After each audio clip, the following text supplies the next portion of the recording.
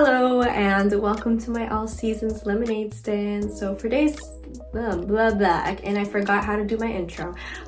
For today's video, I'll be showing you and telling you about how my skin went from this to this. Story time. Anyways, what happened was I was trying out a new moisturizer and I checked the ingredients list, but I missed. For some reason, I didn't notice that there was beeswax in it, in like the top 20 ingredients, so it was pretty up there. So for me, yeah, I tend, you know what, yeah, I react to beeswax, but specifically my lips have reacted in the past, because a lot of lip products have beeswax in it, specifically lip balm. So my skin reacted to it a bunch of times, and then I found out one day that it was the beeswax. I stopped using the beeswax in the lip products, and then my lips have been fine after. You know what? I think I didn't notice because I tend to look out for essential oils because I kind of react to essential oils, specifically the citrus ones. So I guess I was looking out for that, and then I didn't notice that there was beeswax in it. So anyways, things happen. I don't know if you can see this in the video, but when I looked up really close to my face, I could see these tiny bumps all over my face, even on my forehead. And my forehead is like the least sensitive part of my face.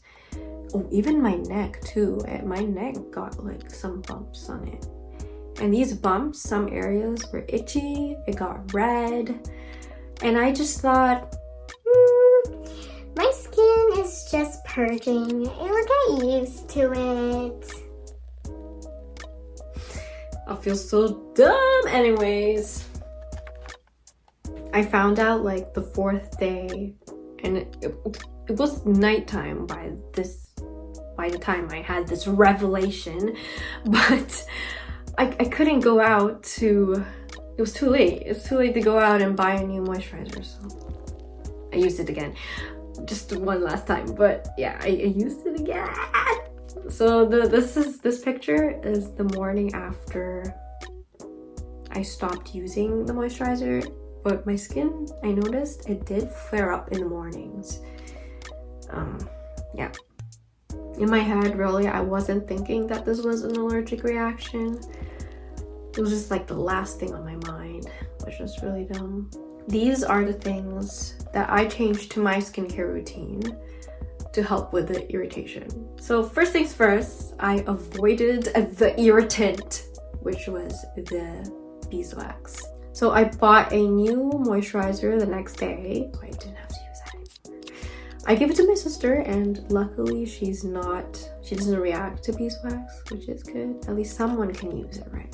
The second thing I did was use a mild cleanser. I used the UNNY Mild face cleansing foam. I think that's what it's called. But that one's like a low foaming cleanser. And I think the best thing to do is using a low pH cleanser, because cleansers that are higher on the pH scale, they tend to strip the skin more, which would further irritate the skin. So that is one thing. That is one thing to avoid especially when your skin is irritated.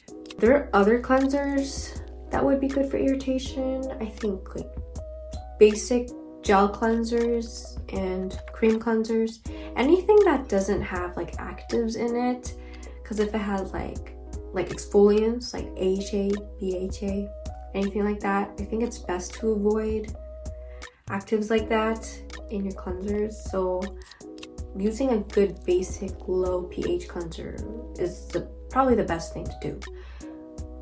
I think another good one that I've used before is the ETUDE HOUSE Soonjung cleansing foam. I think that's what it's called. But that one's a good cleanser. They actually tell you the pH. Some brands don't tell you sometimes, but that one is a pH of 5.5. So That's a good one too. Another thing I did was simplify my skincare routine. I took away all like the actives and these serums that I use. So these ones I use, it's from Beauty of Joseon. This is the one I use in the morning, this is the one I use at night. So this has vitamin C and then this one has retinol. Those can be irritating even if your skin is in a normal state. So using it when your skin is already irritated, you're like at a higher risk of irritation galore, you know what I mean? I just avoided using those, and then I simplified my skincare to cleanser, moisturizer, and sunscreen. I forgot toner. I forgot to talk about toner. I used toner when that happened, but I don't know why I didn't think to mention it. I don't know, I'm sorry, but yeah, I'm putting this video in now. Editing me will be putting this video in the video. I used the NATURIE Hatomugi skin conditioner. So it has Hatomugi in it, which is, I think, barley extract. I think I might be wrong. Yeah, it's a very calming ingredient. For me, that toner has been really helpful with calming my skin. So I continue to use that. I don't know why I forgot. Toner is such an important thing and it totally slipped my mind. Yeah, so I say if your toner has like calming ingredients or it's a very basic toner, I say keep using it.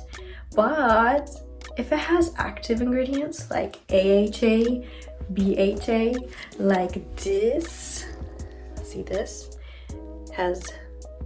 My sister uses this. This is the AHA, BHA toner from Beauty of Joseon. It has exfoliant. And although in a toner, they might have a lower concentration of those, I think it's better to avoid those ingredients, those like active ingredients. I think like even COSRX has toners like that. It has like AHA, BHA, stuff like that. So another thing that I did was use a sunscreen that I knew doesn't sting my skin when it's irritated. This is a tricky thing to figure out. I feel like it's like finding this out, you have to do like trial and error with sunscreens. I know it's not the best way, but that's how I figured out which sunscreens were safer to use or like didn't sting my skin when it was irritated and which ones did. In the past, I have used some sunscreens that have stung a little bit when my skin was compromised or like some parts of my skin were compromised. But I use this one. This is the Skin Aqua UV Super Moisture Essence Gold. This is probably like my ultimate favorite sunscreen, but this one didn't irritate my skin. So I used that one when I reacted because I tried using this one. I used it before my skin got like irritated and stuff like that, and it was fine. But then when it got reacted to the beeswax, you know, and I used this, it really stung my skin. I should have taken a picture, but the whole like area around my mouth got red. It was so bad. I should have taken a picture of it, but that's what happened. And I thought it'd be fine because it has like calming ingredients like camellia leaf extract. But I guess like at the end of the day, it really depends on the person. It's just trial and error. So I found out that I can't use when my skin is compromised, and then this one I can. Finally, I also made sure that my skin was extra hydrated and moisturized. After the irritation, like the hives, it was basically like tiny hives all over my face. After that went away, I was left with lots of dryness. I used 2 moisturizers. I used the CeraVe. Is it CeraVe or CeraVe? CERAVE. I used the CeraVe, the lotion. It's not the cream, which is like in the jar. It's the other one. It's slightly like more lightweight, right? And then I used this other one I found in Marshall's. It was, oh my god, I forgot the brand name. I'll put it in the video, but it's, I love it. I love it so far. And it's only $9.99. What? For 100 grams? Bro, that's a steal. Anyways, yeah, that one's like so great. It's made in Taiwan. It's so interesting because it's like a cheese, melted cheese texture. As the name says, it's like cream. No.